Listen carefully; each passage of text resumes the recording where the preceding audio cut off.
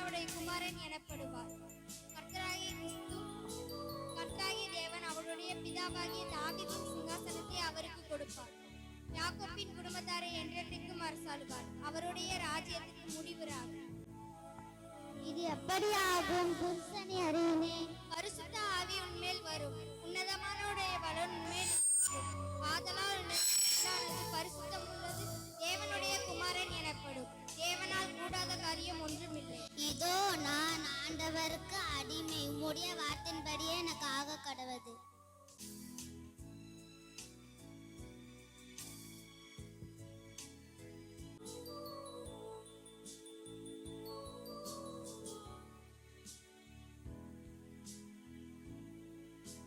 மரியாள் கர்ப்பவதியாயிருக்கிறாளா?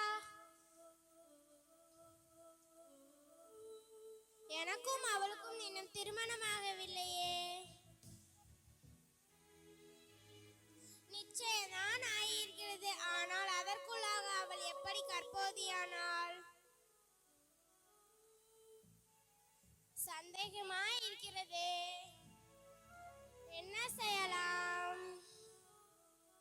அவளை அவமானப்படுத்தாமல் ரகசியமாக திருமணம் செய்யாமல் தள்ளிவிட வேண்டும். இந்த யோசனை தான் சரி. சரி, தூங்கலாம்.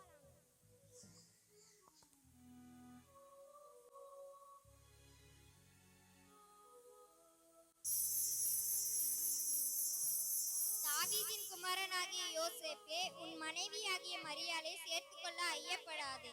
அவளிடத்தில் உற்பத்தியாயிருக்கிறது பரிசுத்த ஆவியினால் உண்டானது. அவள் ஒரு குமாரனை பெறுவார். அவருக்கு இயேசு என்று பெயரிடுவாயாக. ஏனெனில் தமது ஜனங்களின் பாவங்களை நீக்கி அவர்களை ரட்சிப்பார். யாரு யாரு யாரு என் கூட பேசினது? ஓ, நான் சொப்பனம் கண்டிருக்கேன். தேவதூதன் தான் என் கூட பேசியிருக்காது. மரியாள், நான் தப்பா நினைச்சிட்டேனே. ஆண்டவரே, நீ மன்னிங்க.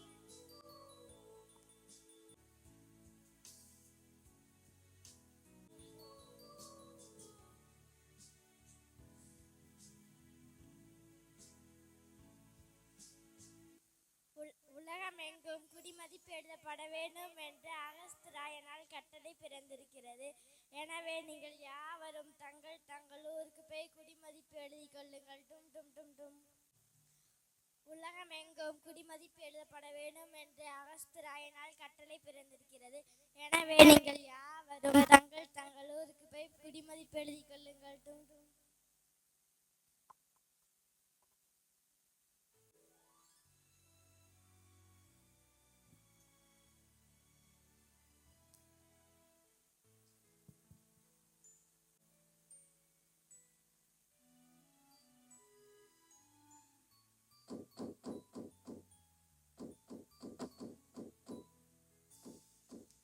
யார் இந்த நேரத்துல?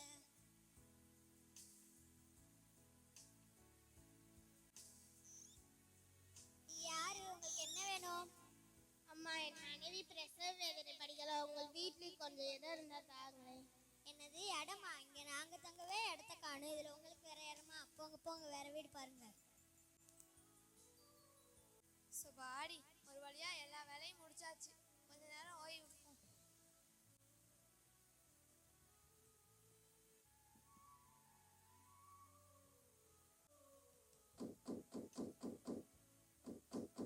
யார் நீ? அதுல பொறுங்க, வாரேன். யாரு? உங்களுக்கு என்ன வேணும்? அம்மா, என் மனைவி பிரசவ வேதனை படிக்கலாம். உங்கள் சத்திரத்தில் கொஞ்சம் இடம் இருந்தா தாங்களேன். அடடா, சத்திரத்தில் கொஞ்சம் கூட இடமில்லை. அவ்வளவு ஜனங்கள் வந்து தங்கியிருக்காங்களே. என்ன செய்யலாம்? உங்களை பார்க்கவும் பரிதாபமாக இருக்கிறது. என்ன செய்யலாம்? எங்க வீட்டில் பின்னாடி தொழுகத்துல வேணா கொஞ்சம் இடம் இருக்கு. அங்க வேணா தங்கிக்கிறீங்களா? நன்றி அம்மா. ஒரு ஆடை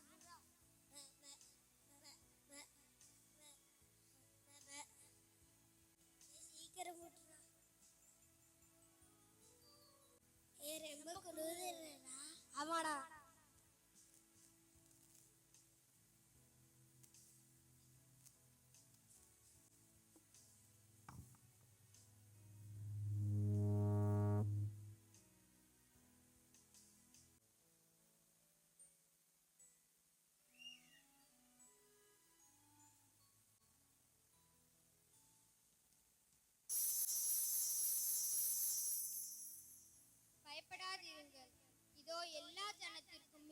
சந்தோஷத்தை உண்டாக்கும் நற்செய்தியை உங்களுக்கு அறிவிக்கிறேன்.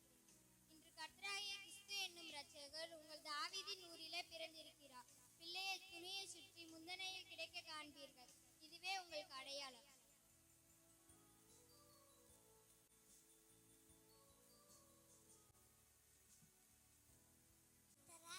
நமக்கு அறிவிக்கப்பட்டது. வாங்க நம்ம மெத்தலையும் ஊருக்கு போய் பார்ப்போம்.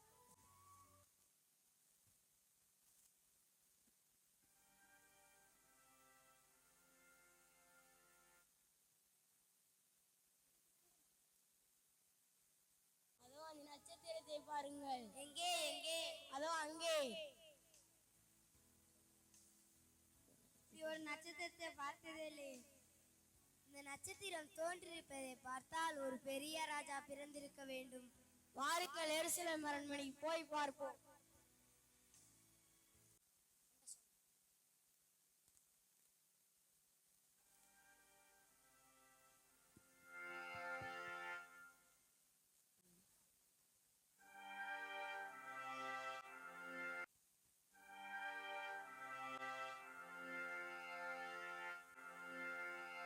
நீங்க யார்? உங்களுக்கு என்ன வேணும்?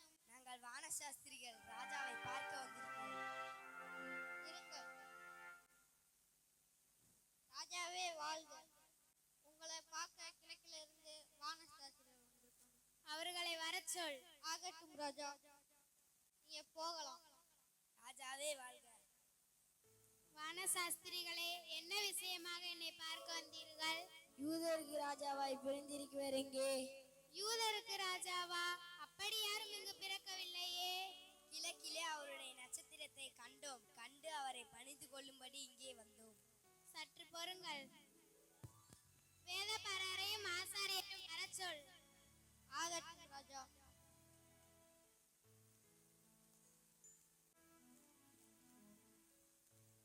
ராஜாவே வாழ்க. கிறிஸ்துவானவர் எங்கே பிறப்பார்? யூதாவில் உள்ள பெத்லகேமிலே பிறப்பார். அதை எனக்கு விளக்கி சொல்லுங்கள். ஆம் ராஜா, அது என்னவென்றால் யூதயா தேசத்தில் உள்ள பெத்லகேமே, யூதயாவின் பிரபுக்களில் நீ சிறியதல்ல.